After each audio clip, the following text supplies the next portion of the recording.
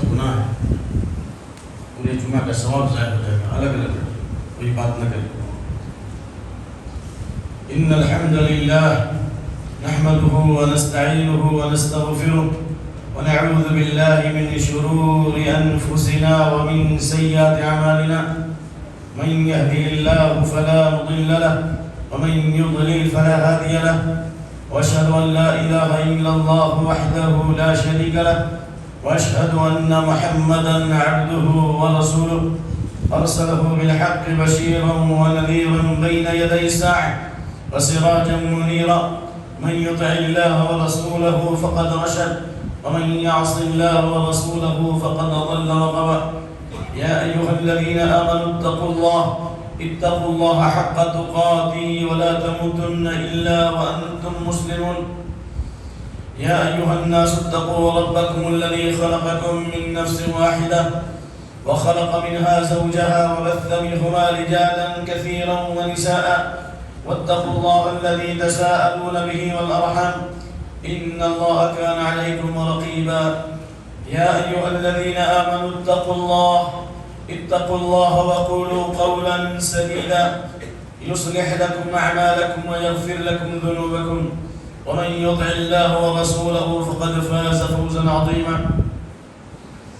اما بعد فان خير الحديث كتاب الله، وخير الهدي هدي محمد صلى الله عليه وسلم، وشر الامور محدثاتها، وكل محدثة بدعة، وكل بدعة ضلالة، وكل ضلالة في النار۔ فأعوذ بالله السميع العليم من الشيطان الرجيم من همزه ونفخه ونفثه۔ قل إن كان آباؤكم وأبناؤكم وإخوانكم وأزواجكم وعشيرتكم وأموال اقترفتموها وتجارة تخشون كسادها ومساكن ترضونها أحب إليكم من الله ورسوله وجهاد في سبيله فتربصوا حتى يأتي الله بأمره، والله لا يهدي القوم الفاسقين۔ وقال تعالى: قل إن كنتم تحبون الله فاتبعوني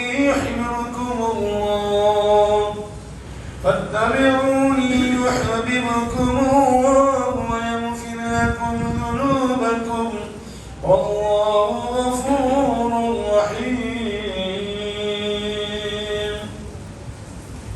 اللهم إنا نعوذ بك أن نشرك بك شيئا نعلمه ونستغفرك لما لا نعلمه، اللهم إنا نسألك إيمانا ويقينا ومعافاة ونية، اللهم اجعل أعمالنا كلها صالحة واجعلها لوجهك خالصا ولا تجعل لأحد فيها شيئا، اللهم حبب إلينا الإيمان وزينه في قلوبنا وكره إلينا الكفر والفسوق والعصيان واجعلنا من الراشدين، اللهم زينا بزينة الإيمان واجعلنا هداة مهتدين۔ رب اشرح لي صدري ويسر لي أمري واحلل عقدة من لساني يفقهوا قولي، رب زدني علما۔ خطبہ مسنونہ کے بعد سورۃ التوبہ کی آیت نمبر 24 اور سورہ آل عمران کی آیت نمبر 31 پڑھی گئی۔ ان دونوں آیات میں اللہ تعالیٰ نے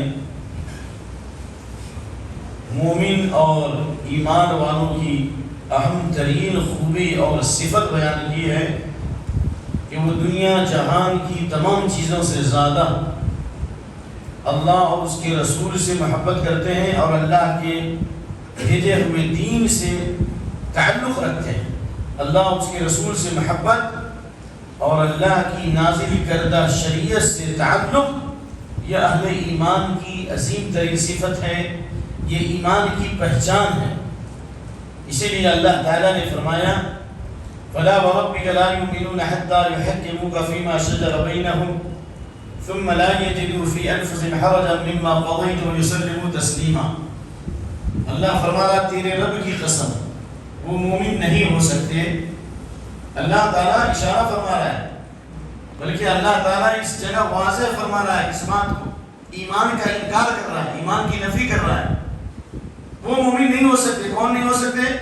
جو اپنے باہمی اختلافات میں آپ کو حاکم اور جج تسلیم نہ کر لیں۔ اختلافات کے درمیان جو لوگ اللہ اور اس کے رسول کے فیصلے کو آخری اور حتمی فیصلہ نہ سمجھیں اور اپنے اختلافات کے بیچ میں اللہ کے رسول صلی اللہ علیہ وسلم کو اپنے حاکم اور جج نہ سمجھیں، اللہ نے فرمایا وہ اس کا ایمان ہی نہیں ہے، اور اگر ایمان ہے تو ختم ہو گیا۔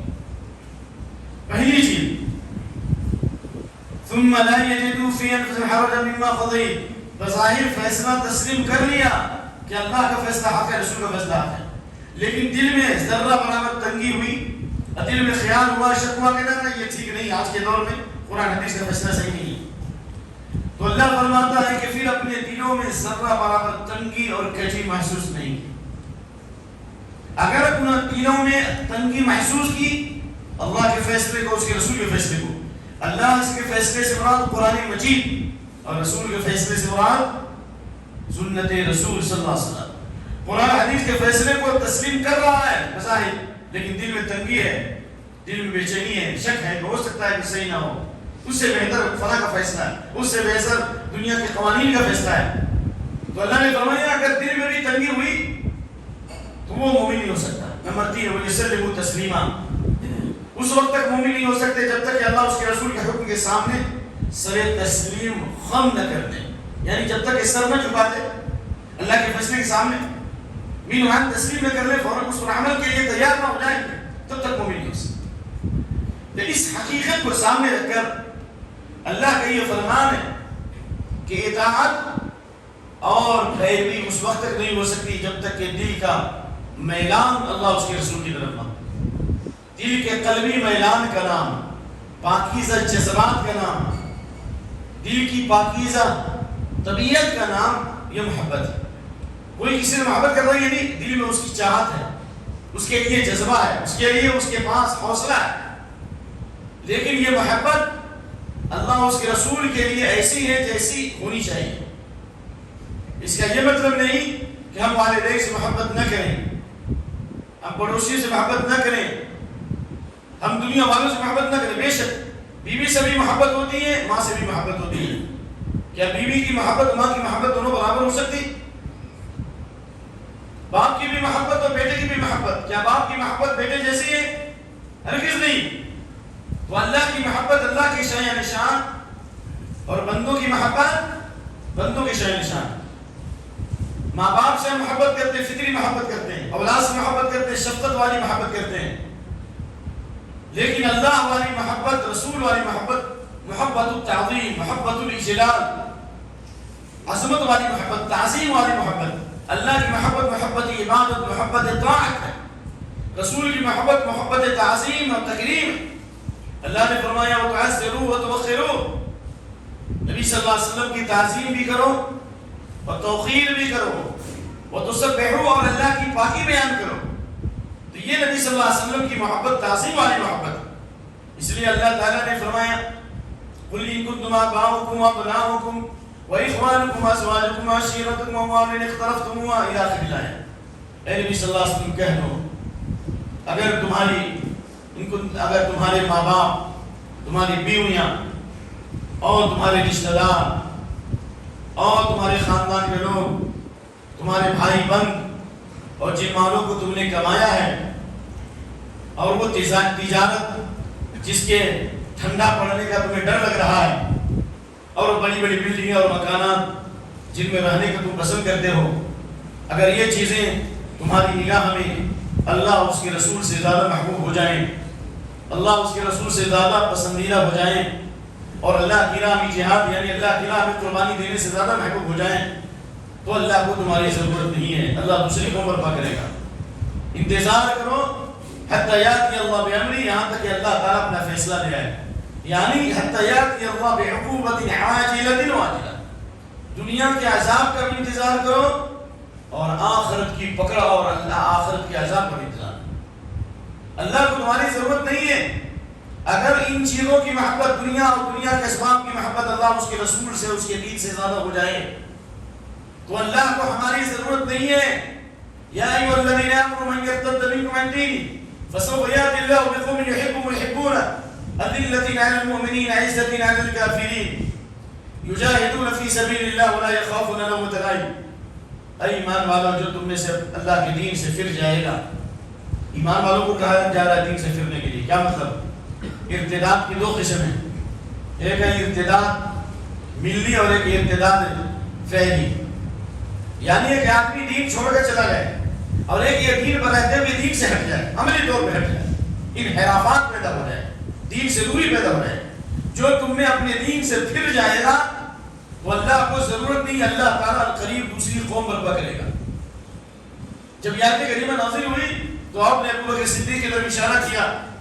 ابو بکر صدیق نے حضرت ابو موسیٰ اشعری کی طرف اشارہ کیا اور کہا کہ اس سے مراد تمہاری قوم ہے ابو موسیٰ اشعری. یعنی یمنیوں کی طرف اشارہ ہے کہ اگر تم دین سے پھر گئے, اللہ اس کے رسول سے زیادہ دنیا سے محبت کی, کاروبار سے محبت کی, دنیا کے مال و متاع سے محبت کی, اولاد سے محبت کی, اللہ کے دین کو چھوڑ دیا, تبلیغ اور اشاعت نہیں کی, اللہ کا دین اجنبی بن جائے, اللہ کا دین پردیسی بن جائے, سنتوں کا مذاق اڑایا جائے, کفر چڑھ چڑھ کر کے بولے, کفر و الحاد کے نعرے لگائے جائیں, تم اپنے کمروں میں محجوب اور مستور ہو جاؤ, تو یاد رکھو اللہ تعالیٰ تمہاری جگہ دوسری قوم کو برپا کرے گا. اور وہ قوم ایسی ہوگی کہ اللہ ان سے محبت کرے گا. اللہ اکبر. اللہ کی چہیدی قوم ہوگی, اللہ کی لاڈلی قوم ہوگی, اور وہ بھی اللہ سے سچی محبت کریں گے. لیکن ان کی صفت کیا ہوگی؟ ایمان والوں کے لیے وہ نرم ہوں گے, دشمنوں کے لیے سخت ہوں گے. ایمان والوں کے لیے ان کی زبان نرم ہوگی, ایمان والوں کے لیے ان کا لہجہ نرم ہوگا, ایمان والوں کے لیے ان کے سینے کشاد ہوں گے, ایمان والوں کے لیے ان کے کاروبار آسان ہوں گے کہ ایمان والوں کے ساتھ نرمی کرے ہر چیز میں. دشمنوں کے مقابلے میں سخت ہوں گے, ان کی تہذیب کو, ان کے کلچر کو, ان کے ریت کو اب نہیں اپنائیں گے. اللہ کی راہ میں مجاہدہ کریں گے, قربانی کریں گے, اور اللہ کی راہ میں کسی ملامت کرنے والے کی ملامت کی پرواہ نہیں کریں گے. یہ اللہ تعالیٰ اس وقت برپا کرے گا جب پرانے مسلمان دین سے پھر جائیں گے تو اللہ تعالیٰ کافروں اور ایمان والوں کو پیدا کر دے گا. ان یشاء یذھبکم ایھا الناس ویأتی بآخرین. اے لوگوں اگر اللہ چاہے تو تم کو لے جائے اور تمہاری جگہ دوسری قوم کو برپا کرے.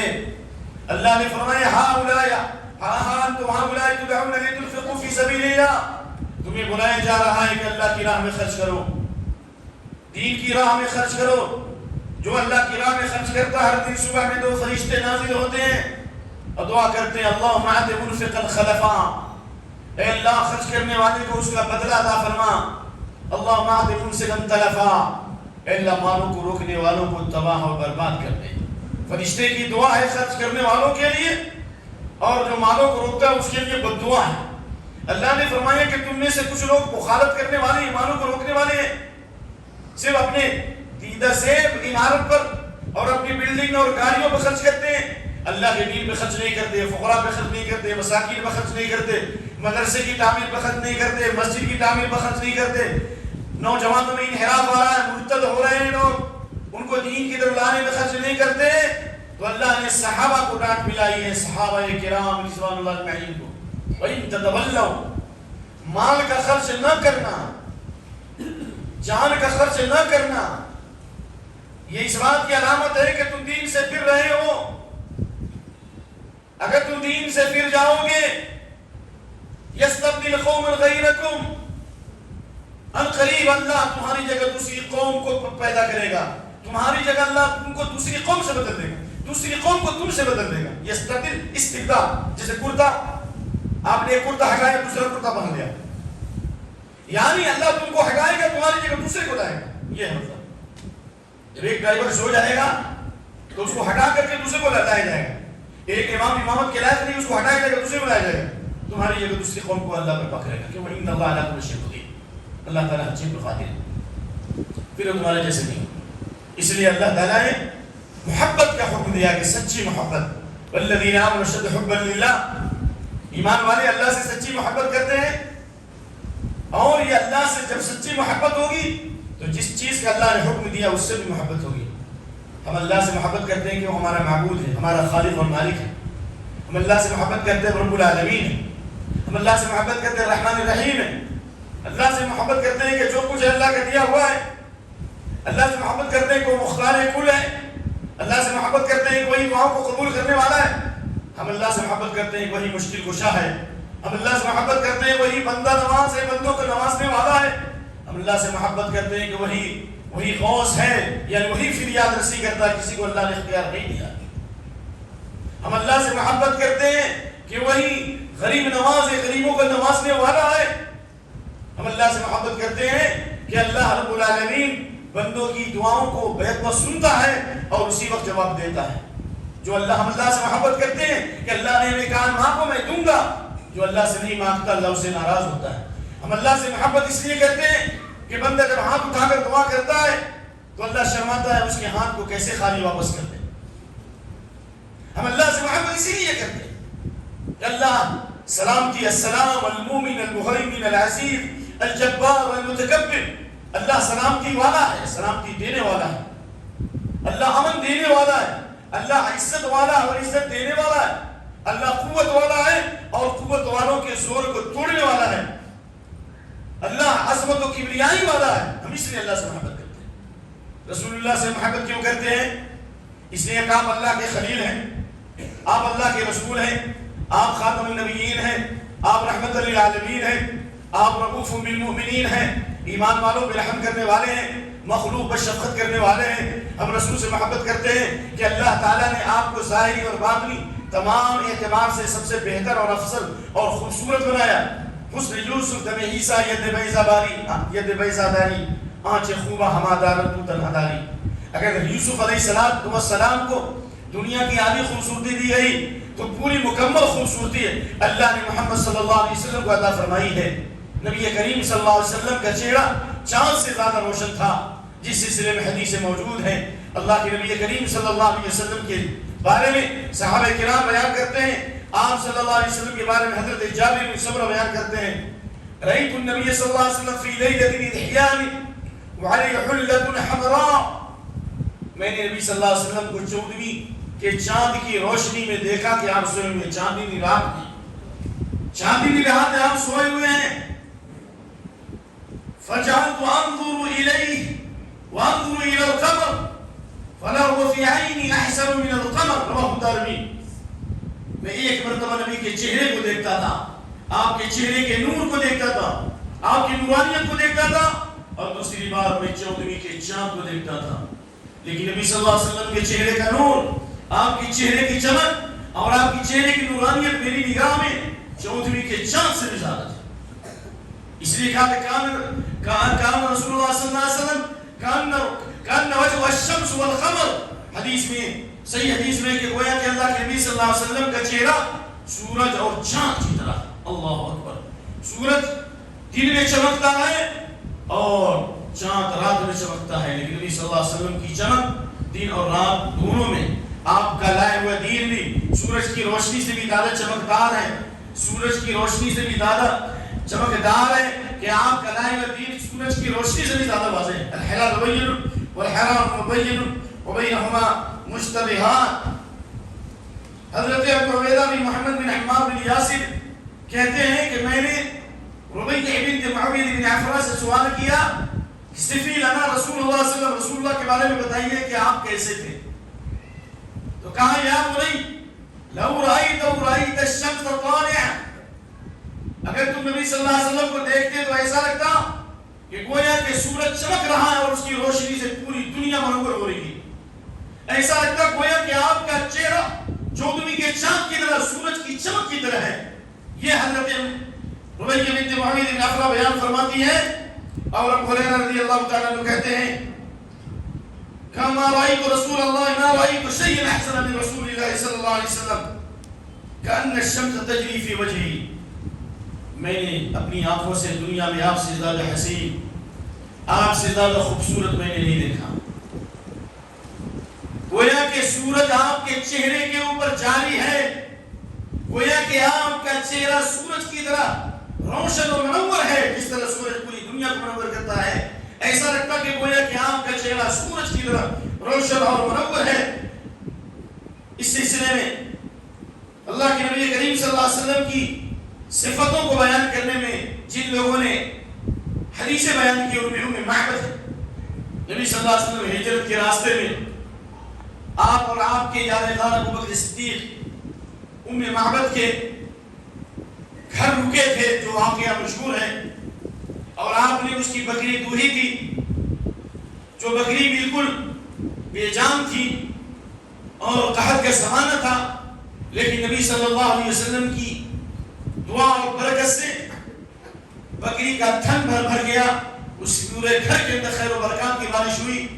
وہ نبی صلی اللہ علیہ وسلم کے بارے میں بیان کرتی ہیں کہ ظاہرۃ الوضاء ابلغ الوجه، میں نے محمد کو دیکھا کہ بڑے خوبصورت اور پاک صاف اور تر و تازہ ہیں، میں نے دیکھا کہ اس کا چہرہ روشن اور منور ہے۔ یہ نبی صلی اللہ علیہ وسلم کی ظاہری صفتیں ہیں جو میں نے آپ کے سامنے پیش کی ہے۔ اور اس سلسلے میں حضرت برا بن عازب کی حدیث، کان رسول اللہ صلی اللہ علیہ وسلم احسن الناس وجہا، آپ چہرے کے اعتبار سے سب سے زیادہ خوبصورت، واحسن خلقا، اخلاق کے اعتبار سے، زبان کی پاکیزگی کے اعتبار سے، طبیعت کے اعتبار سے، سیرت کے اعتبار سے، اور آپ صلی اللہ علیہ وسلم اپنے معاملات کے اعتبار سے سب سے زیادہ اخلاق کے پیکر تھے۔ دنیا میں آپ سے زیادہ رحمتی، آپ سے زیادہ مہربان، آپ سے زیادہ شفیق دنیا میں کسی نے نہیں دیکھا۔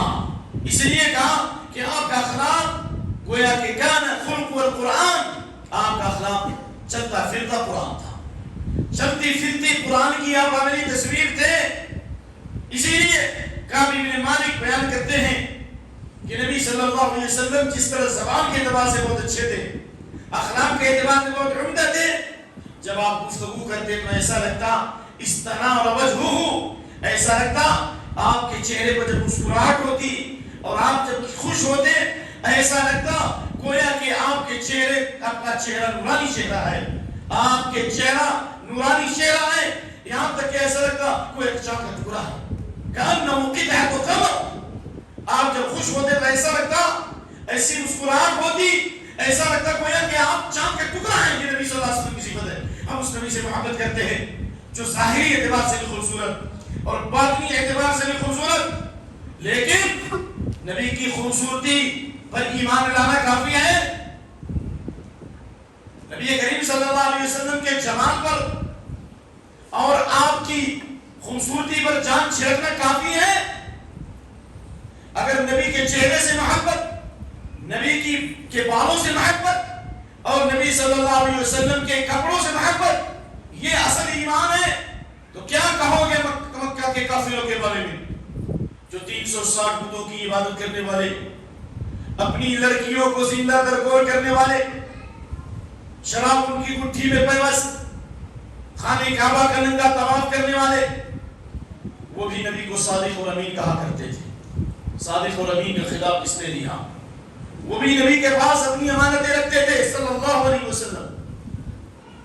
آپ صلی اللہ علیہ وسلم کے وسیلے سے دعا کرتے تھے، نبی بننے سے پہلے آپ کے وسیلے سے دعا کرتے، یستسقى الغمام بوجهه، جب دعا کرتے تو بارش کے نبی کو سامنے رکھ کے دعا کرتے۔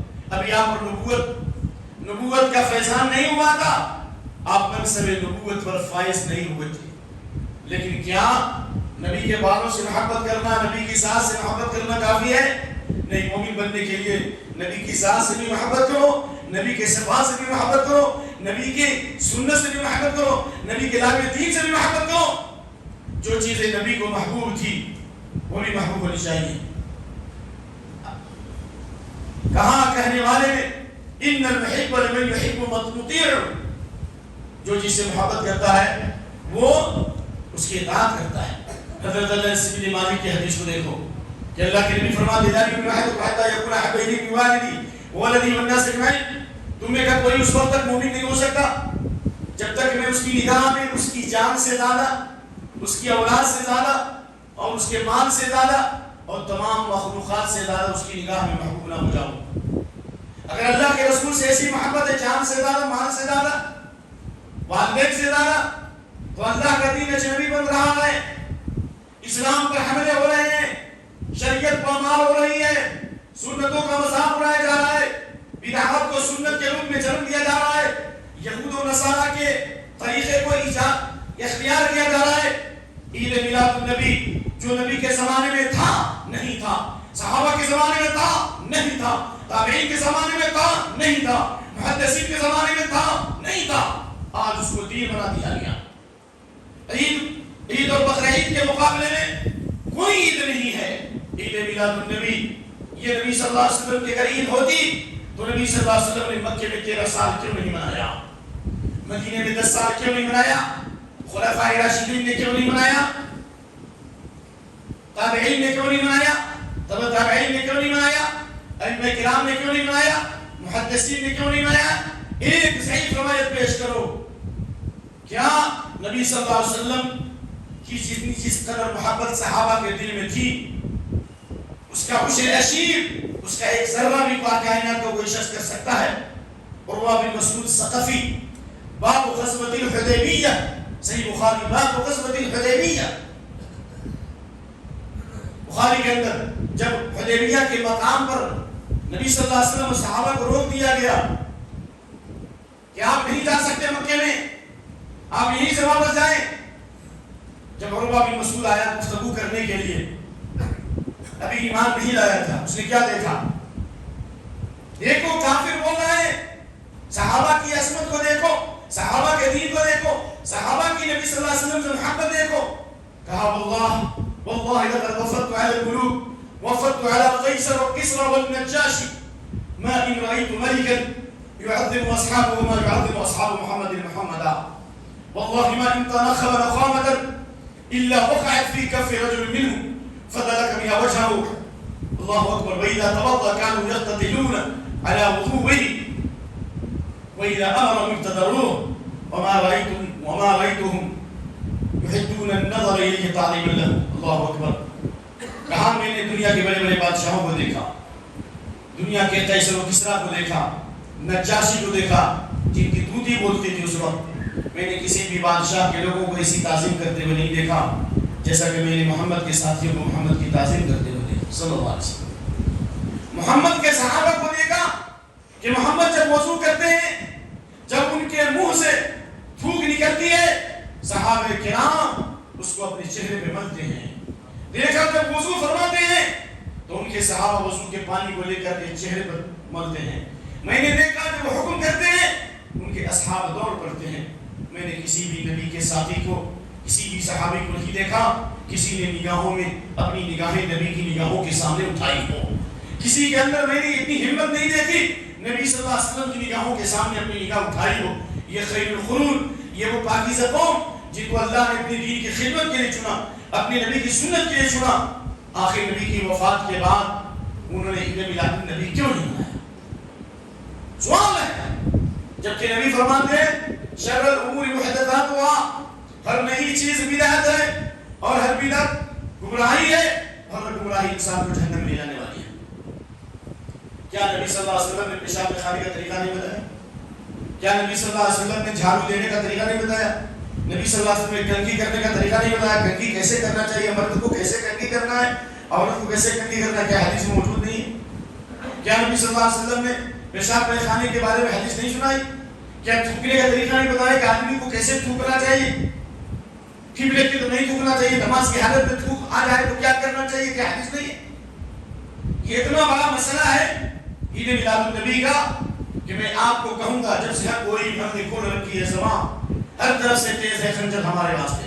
میں پوچھتا ہوں نبی صلی اللہ علیہ وسلم امام الرسول سید الاولین والآخرین رحمت للعالمین، تمام نبیوں اور رسولوں سے اللہ نے اس بات پر عہد و پیمان لیا کہ آخری نبی محمد جائیں گے تو تم پر ایمان لانا. سب نے اقرار کیا. میں پوچھتا ہوں آدم علیہ السلام افضل یا نبی صلی اللہ علیہ وسلم؟ نعوذ باللہ. لیکن آدم علیہ السلام کی پیدائش کا تذکرہ قرآن میں ہے نہیں ہے؟ تذکرہ سورہ بقرہ میں اور سورہ کہف میں اور مختلف سورتوں میں. آدم علیہ السلام کی پیدائش کی تفصیلات قرآن کی آیات میں موجود ہے. عیسیٰ علیہ السلام کی پیدائش کا پورا واقعہ سورہ مریم میں موجود ہے، سورہ آل عمران میں موجود ہے. یحییٰ علیہ السلام کی پیدائش کا تذکرہ سورہ مریم اور سورہ آل عمران میں موجود ہے. نبی صلی اللہ علیہ وسلم کے پیدائش کی تفصیلات قرآن کی آیات میں. کیوں؟ اس لیے کہ اللہ علیم و خبیر ہے. اللہ تعالیٰ جانتا ہے کہ ایک امت کے اندر کون سی بیماری آنے والی ہے. جس طرح یہودیوں نے برتھ ڈے منایا، نصارہ نے کرسمس ڈے منایا، برادران وطن نے بسمہ جینتی اور گاندھی جینتی منائی. مسلمانوں کے بارے میں یہ حدیث صادقہ بھی آپ صلی اللہ علیہ وسلم نے فرمایا لا تتبعن سنن من كان قبلكم، ضرور یہ امت پچھلے کے طریقے پر چلے گی. لا تقوم الساعة حتى يأخذ أمتي بأخذ القرون قبلها شبرا بشبر وذراعا بذراع. میری امت پچھلے یہود و نصارہ اور مجوسیوں کے طریقے کو اختیار کرے گی. اگر کوئی یہودی اور نصرانی کسی گوہ کے بل میں داخل ہوا ہوگا، میری امت میں ایسے لوگ ہوں گے جو یہ کام کریں گے. نعوذ باللہ. کیا یہود و نصارہ کی پیروی نہیں ہے؟ کیا مسلمانوں کی پیروی ہے؟ کیا خیر القرون کی پیروی ہے؟ کیا ابو بکر و عمر کی سنت ہے یہ؟ فعلیکم بسنتی و سنت الخلفاء الراشدین. میری سنت کو لازم پکڑو، خلفاء راشدین کی سنت کو لازم پکڑو. میں واضح اعلان کرتا ہوں، سنی خوش نصیب کو باب و بہار ہے، بدبخت بدعتی کو جہنم کی مار ہے. سن کر کے سنی بنو گے تو گمراہ ہو جاؤ گے. سنت پر چلنے والا اہل سنت ہوگا. اللہ کے نبی صلی اللہ علیہ وسلم کی حدیث من احدث فيها حدثا او هو محدثا فعليه لعنة الله والملائكة والناس اجمعين. جس نے کسی بدعت کو عروج بخشا، یہ حدیث مدینے کے بارے میں بھی ہے اور مدینے کے باہر کے بارے میں بھی حدیث.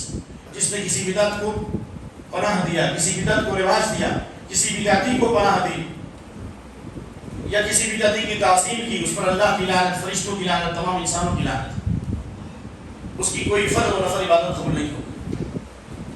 جب مغرب کی نماز 3 رکعت ہے، 5 رکعت نہیں ہو سکتی، کیا اللہ کے نبی صلی اللہ علیہ وسلم نے مغرب کی نماز کے بارے میں کہا کہ 5 رکعت نہ پڑھو؟ منع تو نہیں ہے. آپ نے مغرب 3 پڑھی اور اپنا فرمایا جیسی میں نماز پڑھتا ہوں ایسی نماز پڑھو. سب لوگ علیہ وسلم 5 رکعت پڑھنے سے منع تو نہیں کیا. عشاء کی نماز 4 رکعت ہے، 4 رکعت سے زیادہ پڑھنے سے منع تو نہیں کیا. منع کی دلیل نہیں ہے. لیکن آپ کیا جواب دیں گے کہ دین جس طرح نبی سے آیا ہم اسی طرح عمل کریں گے، نہ ہم اس میں کمی کریں گے اور نہ اضافہ کریں گے. نہ جس طرح نبی نے جو کہا وہ بھی دین، جس سے نبی نے منع فرمایا وہ بھی دین، جس چیز سے نبی نے روکا اس سے رک جانا دین، اور جس چیز پر نبی خاموش ہو گئے، جو کام نبی نے چھوڑ دیا اور چھوڑنا بھی دین ہے. کرنا بھی دین اور چھوڑنا بھی دین ہے. نبی صلی اللہ علیہ وآلہ وسلم نے اگر چھینک کے وقت الحمدللہ کہا ہے تو ہم الحمدللہ کہیں گے. اگر کوئی چھینک وہ الحمدللہ سے زیادہ کوئی کلمہ کہتا ہے بدعت ہے. امام ترمذی نے باب الاحتاس چیپٹر باب الاحتاس میں ابن عمر کا قول نقل کیا کہ ایک آدمی کو چھینک آئی اور اس نے کہا الحمدللہ والسلام علی رسول اللہ، اللہ کی یہ تعریف ہے. پھر اس نے نبی پر درود پڑھا. عبداللہ بن عمر نے اس کو ڈانٹا، کہا کہ ہمیں چھینک کے وقت الحمدللہ علی کل حال کی تعلیم دی جاتی تھی، الحمدللہ سکھایا جاتا تھا. درود پڑھنے کی فضیلت ہے. جو جس قدر درود پڑھے گا نبی صلی اللہ علیہ وسلم سے اتنا ہی قریب ہوگا قیامت کے دن. لیکن چھینک کے وقت جو دعا پڑھائی گئی وہی پڑھی جائے گی. آپ کہتے ہیں منع تو نہیں کیا بھائی، کھانے کی دعا پیخانے کے وقت اور پیخانے کی دعا کھانے کے وقت پڑھی جائے، کیا اس کی اجازت ہے؟ کہاں منع ہے بھائی؟ ہے کوئی ایسی حدیث کہ یہ کہا کہ کھانے کے وقت پیخانے کی دعا نہ پڑھو اور پیخانے کے وقت کھانے کی دعا نہ پڑھو؟ منع کی کوئی حدیث ہے؟ بہت سارے بدعتی لوگ کہتے ہیں کہ نہیں منع کہاں ہے؟ منع کہاں ہے یہاں؟ تو آپ رکوع کی دعا سجدے میں پڑھ لو اور سجدے کی دعا رکوع میں پڑھ لو. منع کی دلیل ہے تو کیا رکوع کی دعا سجدے میں پڑھیں گے؟ سجدے کی دعا رکوع میں پڑھیں گے؟ کہاں ہے منع کی دلیل؟ دین وہ ہے جو آپ نے چھوڑا ہے. کرنا بھی سنت اور چھوڑنا بھی سنت، کرنا بھی دین اور چھوڑنا بھی دین. مثال درود شریف، تحیات للہ والصلوات والطیبات، آپ سورہ فاتحہ کو آپ تشہد میں پڑھیں اور قیام کی حالت میں تحیات للہ والصلوات والطیبات والسلام علیکم والنبی پڑھیں تو کیا آپ کی نماز ہوگی؟ کہاں منع کی دلیل؟ کوئی ہے دلیل منع کی؟ تو دین وہی ہے، من عمل عملا لیس علیہ امرنا فرد من احدث فی امرنا ھذا. جس نے اس دین میں کوئی نیا کام کیا، وہ کام جو ہمارا نہیں تھا، جو صحابہ کا نہیں تھا، اس کا عمل مردود ہے. فما لم یکن یومئذ دینا لم يكن يهودينا.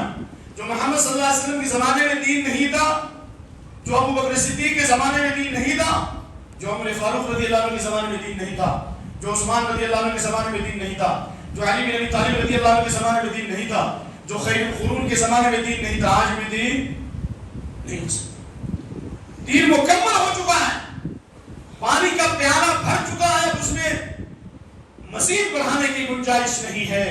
ایک رکعت میں ایک رکوع اور دو سجدہ ہے. کوئی کہے کہ ہم 4 سجدہ کریں گے، سب آپ کا کام ہے بھائی. 2 رکوع کریں گے، نماز ہوگی. جب یہاں پر اضافہ نہیں تو نبی کے نام پر کیوں؟ میں آپ سے سوال کرتا ہوں، اتنے انبیاء کا تذکرہ قرآن میں ہے، پیدائش کا نبی صلی اللہ علیہ وسلم تذکرہ کیوں نہیں؟ نمبر 1، جمعہ کا دن افضل یا پیر کا دن افضل؟ جمعہ کا دن افضل ہے یا پیر کا دن افضل ہے؟ خیر یوم طلعت علیہ الشمس یوم الجمعہ. جب تک سورج نکلتا رہے گا جمعہ کا دن سب سے افضل ہے. اسی جمعہ کے دن آدم علیہ السلام پیدا ہوئے، اسی جمعہ کے دن آدم علیہ السلام جنت میں داخل کیے گئے اور اسی جمعہ کے دن جنت سے نکالے گئے. اسی جمعہ کے دن فی النفخ والصاعقہ، اسی جمعہ کے دن پہلا سور پھونکا جائے گا، اسی جمعہ کے دن دوسرا سور پھونکا جائے گا. جو جمعہ کے دن اور جمعہ کی رات میں مرے گا اللہ اس کو قبر کے فتنے سے بچائے گا، قبر کے عذاب سے. اے اللہ ہمیں جمعہ کی موت عطا فرما، اے اللہ ہمیں قبر کے فتنے سے بچا. ما من مسلم يموت يوم الجمعة أو ليلة الجمعة إلا وقاه الله فتنة القبر رواه الترمذي بسند حسن. لیکن اس کے باوجود اللہ کے نبی کریم صلی اللہ علیہ وسلم نے جمعہ کی رات میں اسپیشل عبادت کرنے سے کیوں منع کیا؟ حدیث مسلم شریف. جمعہ کی رات افضل ہے لیکن ہفتے پر کوئی تہجد نہیں پڑھتا، پھر جمعہ کی رات میں تہجد پڑھتا ہے، منع ہے حدیث میں. لا تخصوا ليلة الجمعة بالقيام من بين الليالي ولا تخصوا يومها بالصيام من بين الايام. جو ہفتے پر نفلی روزہ نہیں رکھتا، جو ہفتے پر نفلی روزہ نہیں رکھتا، جو پورے ہفتے روزہ نہیں رکھتا، صرف جمعہ کی فضیلت کے نام پر صرف جمعہ کے دن روزہ رکھتا ہے، تو اللہ کے نبی نے جمعہ کے دن روزہ رکھنے سے منع فرمایا. یا تو جمعرات جمعہ روزہ رکھو یا جمعہ یا ہفتہ روزہ. حالانکہ فضیلت والا دن ہے، تو جمعہ کا دن افضل ترین دن ہے، لیکن آپ کی پیدائش جمعہ کے دن نہیں ہے، کیونکہ وہ اللہ علیم و خبیر ہے. وہ جانتا تھا کہ اگر جمعہ کے دن محمد صلی اللہ علیہ وسلم پیدائش ہوتی یہ امت اور زیادہ خرافات کرتی. پیر کے دن کے بارے میں پوچھا گیا کہ پیر کے دن کے روزے کے بارے میں ابو قتادہ کی حدیث ہے کہ پیر کے دن کا جو روزہ رکھا جاتا ہے، پیر اور جمعرات کو کیوں روزہ رکھتے ہیں؟ بندوں کے اعمال پیش ہوتے ہیں، اور اللہ کے نبی نے فرمایا کہ میں چاہتا ہوں کہ جب میرا عمل پیش کیا جائے تو میں بھی کچھ دن روزے سے رہوں. جو رمضان کے روزے کے بعد ہر مہینے میں 3 روزہ رکھے گا پیر جمعرات کا، یہ 13 14 15 یعنی مہینے میں 3 روزہ رکھے گا، دل کی جتنی بیماریاں اللہ دور فرما دے گا. اللہ ہمیں توفیق عطا فرمائے. پیر کے روزے کے بارے میں پوچھا گیا ابو قتادہ کی حدیث، آپ نے فرمایا ذاک یوم ولدت فیہ ویوم بعثت فیہ او انزل علی فیہ. پیر کے دن میری پیدائش ہوئی اور اسی پیر کے دن میرے اوپر پہلی وحی آئی، مجھے نبی بنایا گیا. تو نبی صلی اللہ علیہ وسلم پر وحی کا آغاز پیر کے دن ہوا، پیدائش پیر کے دن، وفات بھی پیر کے دن. اگر کوئی یہ کہتا ہے کہ پیر کے دن کی پیدائش عید میلاد النبی مناؤ، تو آپ عید میلاد النبی ہر پیر کو منانا پڑے گا. اب ہر پیر کو کیوں نہیں مناتے؟ سال میں 1 دن مناتے ہو. اور پیر کے دن اور آپ کی پیدائش کا دن اگر جمعہ کے دن بھی آ جائے، اتوار کے دن بھی آ جائے، منگل کو بھی آ جائے، 12 ربیع الاول منگل کو بھی آ جائے، یوم الاربعاء چہارشنبہ کو بھی آ جائے، تو آپ مناؤ گے نہیں مناؤ گے؟ کہاں گیا پیر کا دن؟ نمبر 2. نمبر 3، آپ نے فرمایا کہ میں روزہ رکھتا ہوں، تو اگر آپ کو نبی سے محبت ہے تو پیر سے مراد روزہ رکھو کہ عید میلاد النبی مناؤ گے؟ بھائی ماں کا حصہ جو ہے باپ کو دے دیا اور باپ کا حصہ ماں کو دے دیا، بیوی کو ماں سمجھ لیا، ماں کو بیوی سمجھ لیا، یہ کتنی بڑی بات ہے، کتنا بڑا جرم ہے. یہاں نبی کی سنت کو بدل رہے ہو. نبی آپ نے روزہ رکھا پیر اور جمعرات کو، اور آپ کی پیدائش کے نام پر سال میں مطلب عید میلاد النبی منا رہا. سنو، نبی کی پیدائش 11 ربیع الاول کو ہے یا 12 کو ہے یا 8 کو ہے یا 9 کو ہے یا 17 کو ہے یا 18 کو ہے یا 22 کو ہے، اتنے اقوال ہیں. ایک کبھی روایت پورے صحیح حدیث سے کوئی پیش کرتے کہ نبی کی پیدائش 12 ربیع الاول کو، ایک صحیح روایت کوئی پیش کر، صحیح نہیں، صحیح تو صحیح، ایک صحیح روایت کوئی پیش کر دے کسی صحابی کا قول کہ اللہ کے نبی کی وفات 12 ربیع کو ہوئی، یہ آپ کی پیدائش 12 ربیع کو ہوئی، آپ کی پیدائش میں اختلاف ہے، لیکن آپ کی وفات کے بارے میں سارے مفسرین، محدثین، سیرت نگار، تاریخ داں، جغرافیہ داں، تمام کا اس بات پر اتفاق ہے کہ نبی کی وفات 12 ربیع الاول کو ہے۔ نبی کی وفات 12 کو پیدائش میں اختلاف ہے۔ جدید تحقیق سے یہ بات ثابت ہوتی ہے کہ آپ کی پیدائش 9 ربیع الاول کو ہے۔ محمود بادشاہ فرقی کی تحقیق ہے، علامہ شبلی نعمانی کی تحقیق ہے، سید سلیمان منصوری کی تحقیق ہے جو رحمۃ اللہ علیہ کے رائٹر ہیں، مؤلف ہیں۔ لیکن نبی کی وفات 12 کو ہے۔ نبی کی وفات کے نام پر خوشیاں مناؤ گے، چراغاں کرو گے، کھانے تقسیم کرو گے، تو آپ اپنی ماں کی وفات کی خوشی میں کھانا کیوں نہیں بناتے، مٹھائیاں کیوں نہیں تقسیم کرتے، چراغاں کیوں نہیں کرتے؟ یہ دشمنوں کی سازش ہے کہ وہ کام اپنا لیتے ہیں اور نام اسلام کا دیتے ہیں، کام کفر کا لیتے ہیں۔ یہ کرسمس ڈے منانے والے مسلمان ہیں، بسمہ جینتی یہ مسلمانوں کی تہذیب ہے، گاندھی جینتی مسلمانوں کی تہذیب ہے، کہاں جا رہے ہو؟ اس لیے اللہ کے نبی صلی اللہ علیہ وسلم کی حدیث یاد رکھیے، اللہ کے نبی من وقر صاحب بدع فقد آن علی حرب الاسلام، جس نے کسی بدعتی کی تعظیم کی، کسی بدعتی کے مقام اور ریسپیکٹ کو اس نے شان ظاہر کیا، گویا اس نے اسلام کی بلڈنگ کو اور اسلام کی عمارت کو گرانے میں مدد کی ہے۔ اس لیے آؤ نبی کی سنت کی طرف۔ نبی صلی اللہ علیہ وسلم کی سنت کی رات میں فرمایا من احب سنتی فقد احبنی، یہ حدیث یا بنی ان قدرت ان تصلح وتمسي وليس في قلبك غش لأحد وذلك من سنتي ومن احب سنتي فقد احبني ومن احبني كان معي في الجنة۔ یہ حدیث ترمذی کی، یہی میلاد النبی منانے کو والے کو نبی کی حدیث نہیں معلوم، نبی کا وضو نہیں معلوم، نبی کا غسل نہیں معلوم، ان کے چہرے میں اسلام نہیں، ان کے گھر میں اسلام نہیں، ان کے مارکیٹ میں اسلام نہیں، ان کے کاروبار میں اسلام نہیں، ان کے دین میں اسلام نہیں، دونوں کاموں میں شیطان پیشاب کرتا ہے۔ فجر کی نماز چھوڑنے والے، یہود و نصارہ کی تہذیب پر عمل کرنے والے، اور عید میلاد النبی کے نام پر امت کو تم جمع کرنا چاہتے ہو۔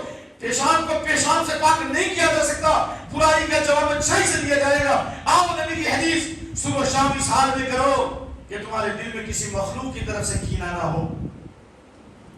دل کی صفائی وذالک من سنتی، دل کی صفائی یہ میری سنت ہے۔ ومن احب سنتی فقد احبنی، جس نے میری سنت سے محبت کی اس نے مجھ سے محبت کی۔ ومن احبنی کان معی فی الجنہ، اور جس نے مجھ سے محبت کی وہ میرے ساتھ جنت میں ہوگا۔ دل صاف ستھرا رکھو بھائیوں کے لیے، مخلوق کے لیے کینہ کپٹ مت رکھو، شریعت پر عمل کرو، نبی کے ساتھ جنت میں جاؤ گے۔ یہ نہیں فرمایا کہ میلاد النبی کرنے والا میرے ساتھ جنت میں ہوگا، نہیں ہوگا۔ عید میلاد النبی کرنے والے، آپ کو معلوم ہے 362 ہجری میں عید میلاد النبی کی موجود کون تھی؟ اس بدعت کو جنم دینے والا کون ہے؟ آپ پڑھ جائیے مروات الزمان علامہ جوزی کی کتاب، ابن کثیر کی البدایہ والنہایہ پڑھو، تاریخ طبری پڑھو، اور اس کے بعد کی تاریخ کی کتابیں پڑھو، علامہ مقدسی کے خطب پڑھو۔ 362 ہجری میں عبداللہ بن میمون قداء یہودی الفاطمی، جو یہودی نسل تھا، یہودی تھا، اس کی اولاد جس نے اسلام کا روپ دھار کر ایک مذہب بنایا، فاطمی مذہب، اپنی نسبت اہل بیت کی طرف کرتے تھے، اور انہوں نے شام اور مصر پر قبضہ کیا۔ انہوں نے اس بدعت کو رواج دیا 362 ہجری کے بعد، اور شاہ اربل الملک المظفر ابو سعید کوکبوئی نے، جس کو شاہ اربل کے نام سے جانا جاتا ہے، جو صلاح الدین ایوبی کا بہنوئی تھا، صلاح الدین ایوبی کا بہنوئی تھا، اس نے اس کو پوری دنیا میں پھیلایا۔ کہاں لے رہے ہو، کس طریقے کے لے رہے ہیں؟ اس لیے اللہ کے نبی صلی اللہ علیہ وسلم کی حدیث کی روشنی میں ضروری ہے کہ ہم آپ کی سنت سے محبت کریں اور آپ کی سیرت سے محبت کریں، آپ کی سیرت کا مطالعہ کریں، اپنے بچوں کو نبی کی سیرت، نبی صلی اللہ علیہ وسلم کی صفات بتائیں، اور غیر مسلموں کے سامنے ہم کتابیں پیش کریں۔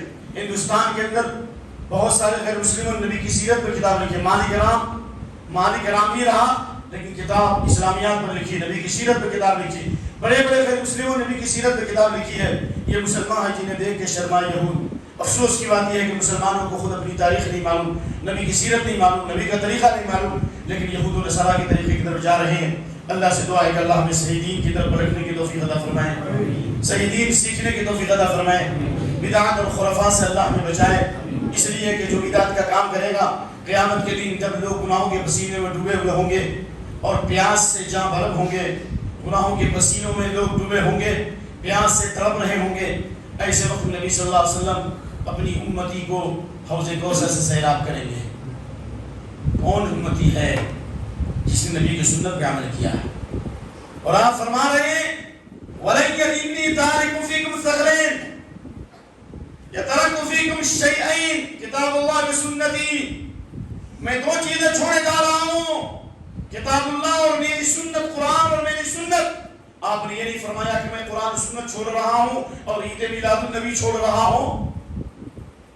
آپ نے فرمایا وَلَنْ يَتَفَرَّقَا حَتَّى يَرِدَ عَلَيْهِ الْحَوْض، یہ قرآن و سنت حوض کوثر پر حاضر ہوں گے، قرآن و سنت حوض کوثر میں حاضر ہوں گے۔ اور امام حاکم کی روایت اور امام ذہبی کی تحریر وَإِنِّي سَائِلُكُمْ حِينَ تَرِدُونَ عَلَيْهِ الْحَوْض كَيْفَ تَخْلُفُونَ فِيهِمَا، حوض کوثر پر جب تم آؤ گے میں سوال کروں گا کہ تم نے میرے بعد میری سنت پر، قرآن اور میری سنت پر کیسے عمل کیا۔ اللہ کے نبی قرآن و سنت کے بارے میں حوض کوثر پر پوچھیں گے، یہ نہیں پوچھیں گے میرے بعد چراغا کیا کہ نہیں، میلاد کیا کہ نہیں کیا۔ ڈرو اللہ کے غضب سے، ڈرو اللہ کی فٹکار سے، ڈرو شریعت کو مست کرنے سے، اللہ کی فٹکار ہوگی ایسے لوگوں پر۔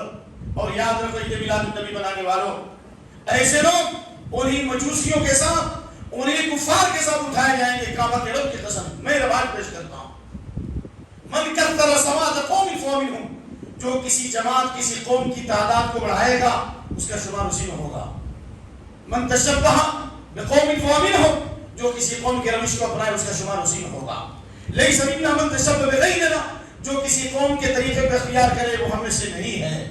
عبداللہ بن عمر کا فتویٰ ہے من بدا فی بلاد عاجم وصنع نیروزا ومہرجانا حجر العمر والقیامہ، جو مشکلوں اور کافروں کے علاقے میں گھر بنائے، مشکلوں اور کافروں کے علاقے میں گھر بنائے، ان کے نوروز کو، ان کے جشن کو، ان کے کلچر کو، ان کے ریت کو، ان کے ثقافت کو اپنائے، ان کے شادی بیاہ کے طریقے کو اپنائے گا۔ حضرت عبداللہ بن عمر کا فتویٰ ہے بسند صحیح، ایسے مسلمان انہی کافروں کے ساتھ قیامت کے اٹھائے جائیں گے، جس طرح بے نمازی فرعون حامان قارون کے ساتھ اٹھایا جائے گا۔ اے عید میلاد النبی کرنے والو، کیا انبیاء کے ساتھ، صدیقین، شہداء کے ساتھ نہیں اٹھنا چاہتے ہو؟ کدھر جا رہے ہو؟ آؤ نبی کی دین کی طرف، نبی کی شریعت کی طرف۔ اور حوض کوثر پر جب لوگ حاضر ہوں گے، اللہ کے نبی اپنی امت کے چیدہ لوگوں کو حوض کوثر سے سیراب کریں گے۔ اللہ ہمیں بھی انہیں نعمت نصیب فرمائے۔ کچھ لوگ آ رہے ہوں گے، ان کے آثار چمک رہے ہوں گے وضو کی وجہ سے، فرشتے روک دیں گے کہ یہ حوض کوثر پہ نہ آئیں، ان کو بھگائیں گے۔ حدیث بخاری میں کئی جگہ یہ حدیث، کئی ابواب میں یہ حدیث ہے۔ فرشتے بھگا دیں گے، اللہ کے نبی کہیں گے آنے دو، یہ میری امت ہے۔ اس کا مطلب یہ ہے کہ آپ اگر عالم الغیب ہوتے تو آپ کو پتہ چل جاتا۔ فرشتے کہیں انک لا تدری ما حدث بعدک، آپ کو نہیں معلوم انہوں نے آپ کے دین کو بدل دیا، آپ کی شریعت کو بدل دیا، آپ کے طریقے کو بدل دیا۔ آپ فرمائے سحقا سحقا لمن غیر دینی، دوری ہو جس نے میرے دین کو بدل دیا، اور اسی طرح گھسیٹ کے جنت میں نہیں بلکہ جہنم میں ڈال دیا جائے گا۔ آؤ سنت پر عمل کرو۔ نوح علیہ السلام کشتی میں سوار، اور نوح علیہ السلام کے ساتھ جتنے ایمان والے تھے کشتی میں سوار وہ بچ گئے، جو کشتی میں سوار نہیں وہ ہلاک ہو گئے۔ اسی طرح امام مالک نے کہا السنت سفینۃ نوح، سنت کی مثال نوح کی کشتی کی طرح ہے۔ نوح علیہ السلام کی کشتی پہ جو سوار ہو گیا نجات پا گیا، اور جو نوح کی کشتی سے اتر گیا وہ ہلاک ہو گیا۔ تو سنت پر چلو گے تو نجات پر تک پہنچا، دنیا میں بھی نجات، قبر میں بھی نجات، آخرت میں بھی نجات۔ اور سنت کو چھوڑ دو گے تو دنیا میں بھی ہلاک، موت کی تکلیف، قبر کا عذاب، قیامت کی ہولناکی اور جہنم کی دہکتی ہوئی آگ ایسے لوگوں کا استقبال کرے گی۔ اللہ تعالیٰ سے دعا ہے کہ اللہ ہمیں صحیح دین کی طرف آنے کی توفیق عطا فرمائے، کتاب و سنت کا علم عطا فرمائے، کتاب و سنت کی دعوت دینے والا بنائے، اور ان بھولے بھالے مسلمانوں کو جو گمراہ کر رہے ہیں اللہ ان کو ہدایت عطا فرمائے، ان کے شر و فتنے سے بچائے۔ نبی کی نبوت پر جو حملے ہو رہے ہیں، ناموس رسالت پر جو حملے ہو رہے ہیں، اللہ تعالیٰ ہمیں نبی صلی اللہ علیہ وسلم کے ناموس کی حفاظت کرنے والا بنائے۔ اللہ اسی راہ میں موت عطا فرما، موت کی تکلیف سے ہمیں بچا. اقول قولی ھذا واستغفر اللہ لی ولکم ولسائر المسلمین واستغفر الغفور الرحیم. الحمد لله وحده والصلاة والسلام على من لا نبي بعد. اما بعد. محترم حضرات، نبی صلی اللہ علیہ وسلم سے محبت کی چند علامتیں میں بتا رہا ہوں. نمبر 1، ایمان کی علامت. نبی صلی اللہ علیہ وسلم سے محبت کی علامت یہ ہے کہ دنیا میں ایک مومن کو اس بات کی فکر ہو کہ کاش کہ ہم نبی کو دیکھ لیتے. مال اور جان اور اولاد سے زیادہ انسان کی تمنا ہو کہ ہم نبی صلی اللہ علیہ وسلم کا دیدار کر لیں. جس کے دل میں نبی صلی اللہ علیہ وسلم کے دیدار کی تمنا ہے، اللہ کے نبی کی حدیث من اشد امتی قوما حبا من اشد امتی حبا لی یکونون قوم یکونون بعدی. میرے بعد سب سے زیادہ مجھ سے محبت کرنے والے وہ لوگ ہوں گے جو میرے دیدار کا تمنا کریں گے. حتیٰ یود احد لو رآنی باہلی و مالی، یعنی وہ تمنا کا ایک آدمی تمنا کرے گا کہ میں اپنے مال اسباب پوری دنیا کو تباہ کر دوں لیکن نبی صلی اللہ علیہ وسلم کی زیارت نصیب ہو جائے. نبی صلی اللہ علیہ وسلم کے دیدار کی تمنا کرنا یہ محبت رسول کی علامت ہے. اس لیے بعض صحابہ نبی کے پاس آئے. حضرت عائشہ کی روایت ہے، کہا یا رسول اللہ، آپ صلی اللہ علیہ وسلم، میں جب آپ کی مجلس میں ہوتا ہوں تو ایسا لگتا ہے گویا میں جنت و جہنم کو دیکھ رہا ہوں، اور جب میں غائب ہوتا ہوں اور بال بچوں میں مشغول ہو جاتا ہوں اور میں آپ کو یاد کرتا ہوں تو میں فور دوڑ کر کے آتا ہوں اور آپ کو دیکھنے کے بعد دنیا کا سارا غم دور ہو جاتا ہے.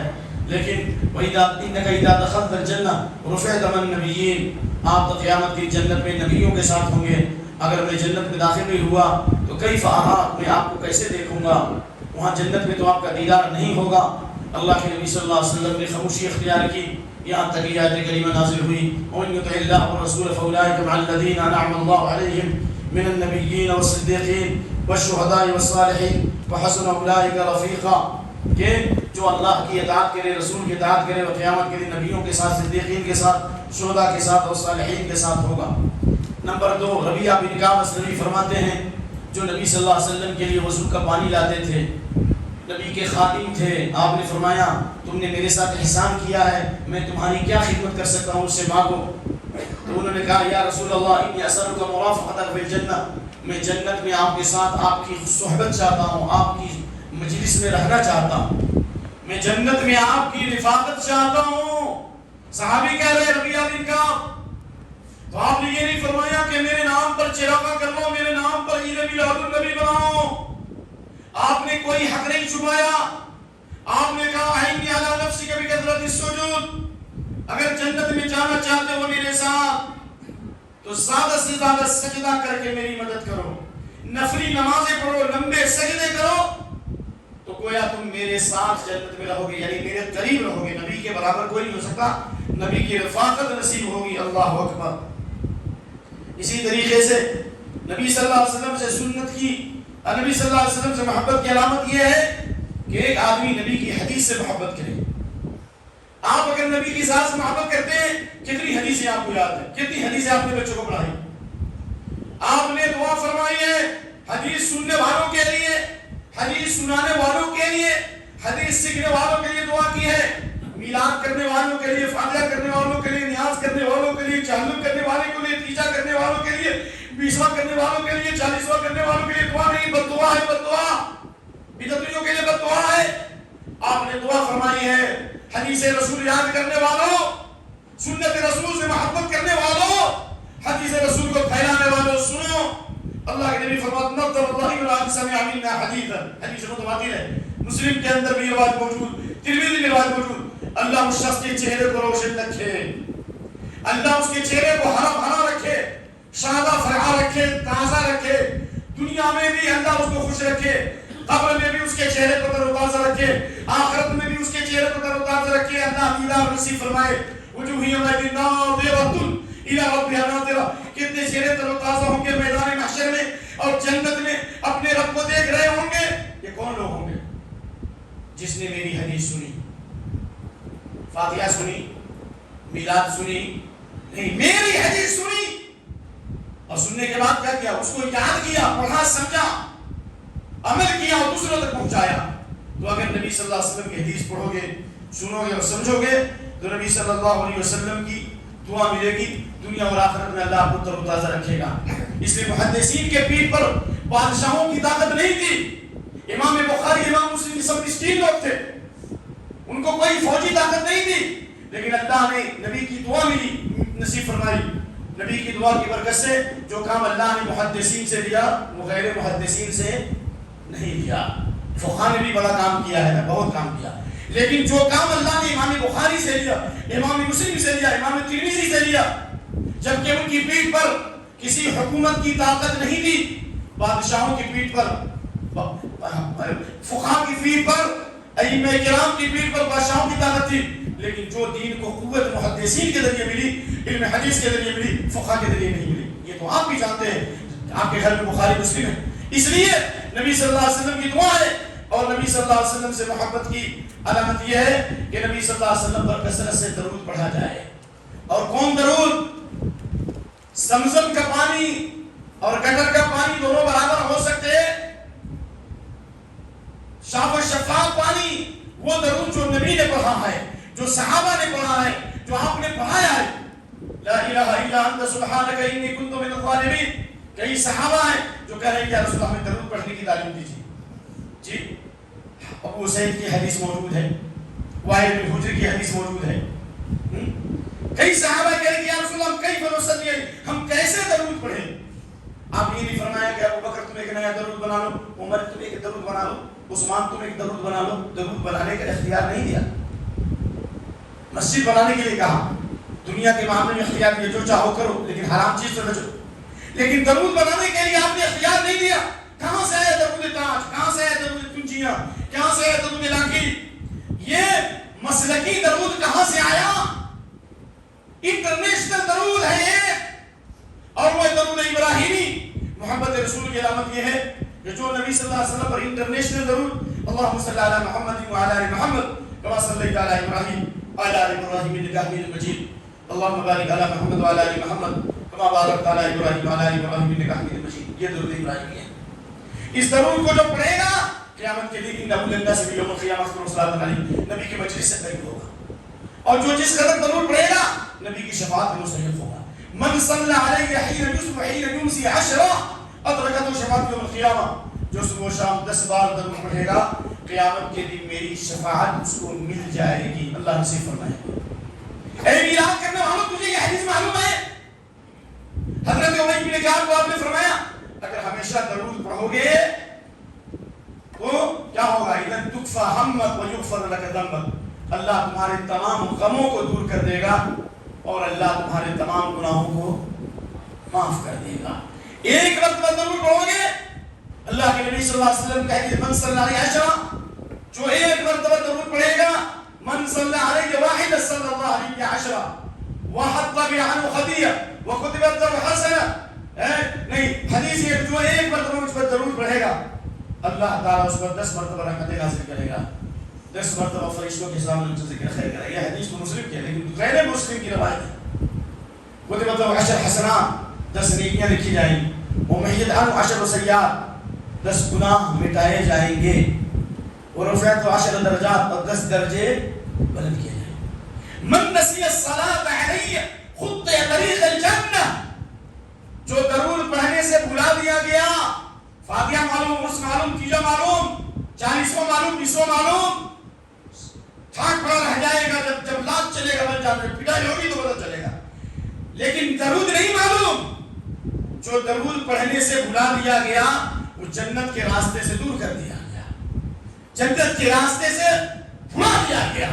تو اگر نبی صلی اللہ علیہ وسلم سے محبت ہے، کثرت سے درود پڑھیے، بالخصوص جمعہ کے دن، فاکثروا علیہ من الصلاۃ والجمعہ لیلۃ الجمعہ، کثرت سے جمعہ کے دن اور جمعہ کی رات میں درود پڑھو، کیونکہ تمہارا درود و سلام پیش کیا جاتا ہے۔ ان للہ ملائکۃ سیاحین فی الارض یبلغون امت کے السلام، اللہ کے کچھ فرشتے زمین میں گھومتے پھرتے ہیں جو میری امت کا درود و سلام مجھ پر پیش کرتے ہیں۔ تم جہاں ہو وہیں سے درود پڑھو، تمہارا درود و سلام مجھ پر پیش کیا جاتا ہے، یہ نہیں ہے کہ تمہارا درود و سلام مجھے سنایا جاتا ہے۔ اس لیے حضرت زین العابدین نے ایک شخص کو دیکھا قبر نبوی کے بعد ہمیشہ آ کر کے صلاۃ و سلام پڑھتا تھا، کہا ما انت ورجل بالاندلس الا سوا، ایک آدمی اسپین میں اندلس میں ہے اور ایک آدمی مدینے میں ہے، دونوں کا درود برابر ہے. تم مدینے میں رہو اور ایک آدمی اندلس میں ہے، تمہارا درود اور اسپین سے درود جو بھیجتا ہے دونوں کا درود فرشتے ہی پیش کرتے ہیں. اللہ نے فرشتوں کو ڈیوٹی دی. تو یہ مقام اور فضیلت ہے ان لوگوں کا جو نبی سے محبت رکھتے ہیں اور نبی صلی اللہ علیہ وسلم درود پڑھتے ہیں. تو اس لیے محدثین کی جماعت کو احساس ہے، جب جب حدیث لکھتے تھے قال رسول اللہ کہتے تھے، صلی اللہ علیہ وسلم کہتے تھے. اس لیے سب سے بڑا بخیل وہ ہے جس کے سامنے نبی صلی اللہ علیہ وسلم کا نام پیش کیا جائے اور نبی پر درود نہ پڑھے. درود پڑھنا آتا ہی نہیں ہے تو خاک پیش کرے گا جی؟ LLPP لکھ لوڑا پڑھ پتھر، ان کو درود آتی ہی نہیں تو پڑھیں گے کیا؟ اس لیے میرے بھائیوں، یار تجھ کو جب اپنا سبق ہی نہیں، تجھ کو دنیا میں جینے کا حق ہی نہیں. اللہ اس قوم کو ہدایت عطا فرمائے، ہم سب کو ہدایت عطا فرمائے. نبی صلی اللہ علیہ وسلم کی سنت کی طرف لڑنے کی توفیق دے، تمام اختلافات کو قرآن و سنت کی روشنی میں حل کرنے کی توفیق دے. یہود و نصارہ اور مشرکین کی روش سے اللہ ہمیں دور رکھے، کفار اور دشمنان اسلام کی سازشوں سے اللہ ہمیں محفوظ فرما. اس ملک کو امن و سلامتی کا گہوارہ بنا. اس ملک کے لیے پوری امت کے لیے اللہ ہمیں رحمت اور برکت کا ذریعہ بنا دے. اللہم لا تسلط علینا بذنوبنا، اللہ گناہوں کی وجہ سے ظالم جابروں کو مسلط نہ کر. اللہم انا نجعلک فی نحورہم ونعوذ بک من شرورہم. اے اللہ ہم تجھے ان کے مقابلے میں پیش کرتے ہیں اور تیری مدد چاہتے ہیں. اے اللہ ہمارے گھروں میں، ہمارے بچوں میں اور ہمارے خاندان میں بھی دین کا رنگ غالب فرما دے. ہمارے بچے اور بیویوں میں جو بے چینی اور پریشانی ہے گھروں میں، اللہ ان پریشانی کو دور فرما. ربنا هب لنا من ازواجنا وذرياتنا قرة اعين واجعلنا للمتقين اماما. اے اللہ ہمارے بیویوں کو، بچوں کو آنکھوں کی ٹھنڈک بنا دے. اے اللہ دنیا اور آخرت میں عافیت نصیب فرما دے. اللهم نسألك العفو والعافية في ديني ودنياي، گھر میں بال بچوں میں عافیت عطا فرما. اللهم استر عوراتي وامن روعاتي. اے اللہ ہمارے خوف کو امن سے بدل دے. اے اللہ ہمارے عیب کو چھپا دے. اللهم احفظنا من بين ايدينا. اے اللہ ہماری حفاظت کر آگے سے، ومن خلفنا پیچھے سے، وعن ایماننا دائیں سے، وعن شمالنا اے اللہ بائیں سے. اے اللہ ہماری حفاظت کر، ومن فوقنا اوپر سے حفاظت کر، آسمانی عذاب سے بچا دے. ومن تحتی نیچے سے حفاظت کر، زمینی عذاب سے بچا دے. اللہم انا نعوذ بک ان نغتال من تحتنا. اے اللہ ہم تیری پناہ چاہتے ہیں اس بات سے کہ ہم اچانک نیچے سے اچک لیا جائیں، زلزلے کے عذاب سے بچا. سبحان ربک رب العزة عما یصفون وسلام علی المرسلین والحمد للہ رب العالمین.